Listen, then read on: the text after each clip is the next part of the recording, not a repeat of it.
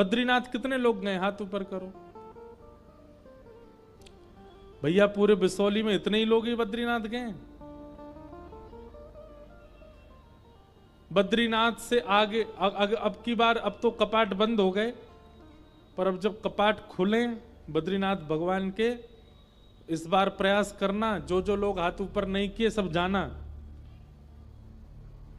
हाँ लाला देख लियो, बैठ जा। इस कथा के फलस्वरूप हमारी आज्ञा मान करके अगली साल आप सब बद्रीनाथ जरूर जाना, जो जो नहीं गए। व्यक्ति को बद्रीनाथ जरूर जाना चाहिए, उसके पीछे कारण है, सुना देते हैं। ये बद्रीनाथ जो है ना, ये हिमालय पर सबसे व्यवस्थित स्थान है। केदारनाथ भगवान, अभी केदारनाथ जी जहां विराजते हैं, ये केदारनाथ भगवान का स्थान नहीं है। केदारनाथ भगवान महादेव का विराजमान होने वाला स्थान तो बद्रीनाथ ही है। वो बद्रीनाथ में ही रहते थे। सब लोग इधर देखो, सावधानी से सुनो, हम सुनाते हैं। तो एक बार की बात है, महादेव से जाकर के भगवान नारायण ने, शंख चक्र गदा पद्मधारी श्रीमन नारायण भगवान ने जाकर के कहा कि हमको हिमालय पर कोई स्थान बता दीजिए, हम वहां रहकर के भजन करना चाहते। तो महादेव तो भगवान से बहुत प्रेम करते हैं। महादेव बोले कोई तप वप नहीं करना आपको, तप करने के लिए हम बैठे हैं, तप करने के लिए इतने सारे ऋषिजन सब हैं, आप तो प्रेम से विराजो वैकुंठ में, आप तप करेंगे हमको स्वीकार नहीं। प्रेमी अगर कठिनाइयां पालन करे तो दूसरे प्रेमी से देखा नहीं जाता। महादेव ने मना किया, आप तप नहीं करेंगे, आप तो ऐसे ही बैठे रहो।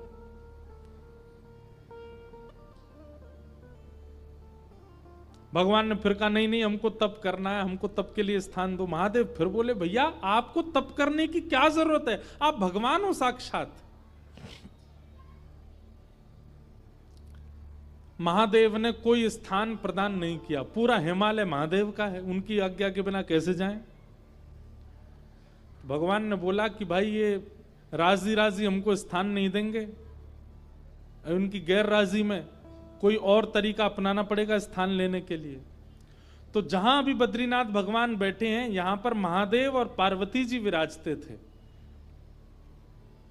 और बद्रीनाथ जो है ना, ये देवताओं का पर्यटन स्थल है, यहां देवता घूमने आते हैं। वो बात बाद में ऐसी व्यवस्थित हो गई, 6 महीना मानव वहां घूमने जाते हैं, फिर 6 महीने के लिए अभी जब बंद हो जाते हैं तो देवता वहां निवास करते हैं।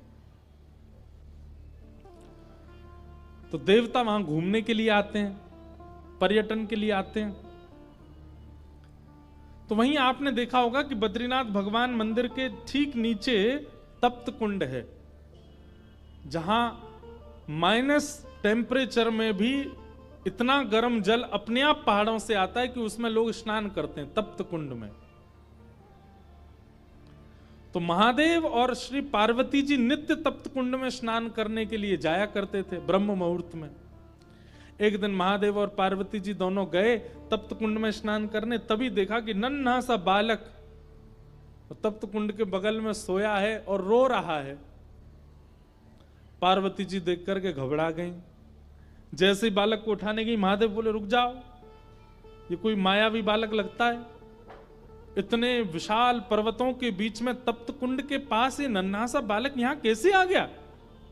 ये कहीं किसी राक्षस की चाल तो नहीं, कोई मायावी क्रिया तो नहीं हो रही है, इसको गोद में मत लेना। परंतु पार्वती जो इतनी करुणा है, इतनी दया है उनके चित्त में, वो बोली आप तो ऐसे ही सोचते रहते हो, अरे नन्हा सा बालक, इतना ठंड पड़ रही है, रो रहा है और आप कह रहे हैं गोद में नहीं उठाऊं।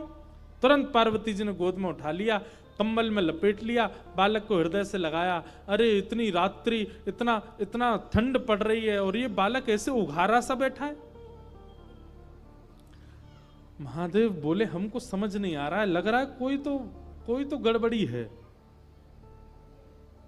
पार्वती जी बोली अब आप सोचते रहो, हम तो, हमारे हृदय का वात्सल्य भाव है, हम तो इस बालक को ऐसे नहीं छोड़ सकते। और पार्वती जी गई और उस बालक को ले जा करके उस स्थान पर बिठा दिया जहां महादेव और पार्वती बैठते हैं। महादेव बोले जल्दी करो, स्नान का समय हो गया है, ब्रह्म मुहूर्त का काल है, हमको और भी नित्य कर्म करने, जल्दी चलो स्नान करके अपना निवृत्त हो।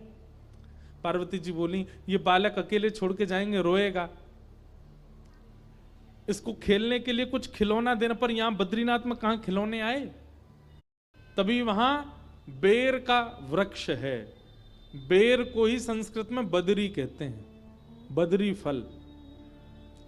वो बेर के वृक्ष से कुछ बदरी फल तोड़ करके उस बालक के पास रख दिए और उनको गेंद समझ करके वो बालक खेलने लगा। पार्वती जी बोली अब ये बालक जब तक इन गेंद से खेल रहा, हम स्नान करे आते हैं।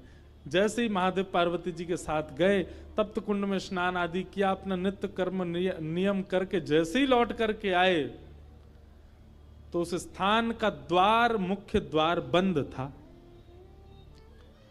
खूब प्रयास करने पर भी वो द्वार जब नहीं खुला, महादेव ने क्रोध में भर करके जैसे ही उस द्वार को देखा, द्वार खुल गया।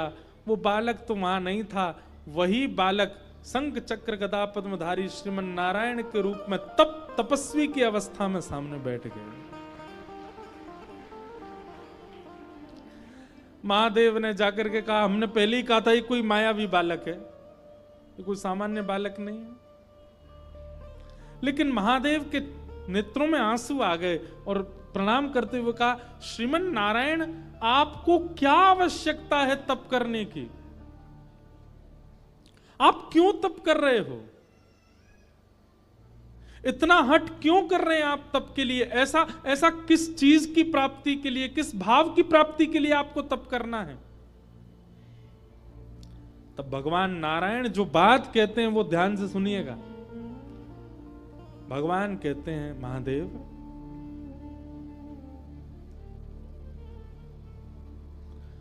कर्म की पत्नी का नाम है तपस्या।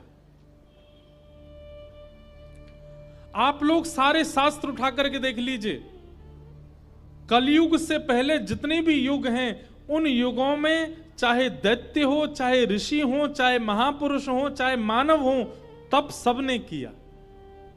रावण भी तपस्या करने गया था, हिरण्यकश्यप भी तपस्या करने गया था, हिरण्याक्ष भी तप करने गया था, कंस भी तपस्या करने गया था। इसका मतलब क्या है, अन्य युगों में आप कितने भी कर्म कर लो, जब तक आप तप नहीं करोगे आपको कर्म का फल नहीं मिलेगा, क्योंकि कर्म की पत्नी का नाम है तपस्या।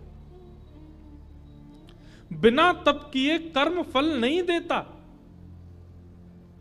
और कलयुग में लोगों पर इतना समय नहीं है कि वो तपस्या करें, वो तप कर पावे।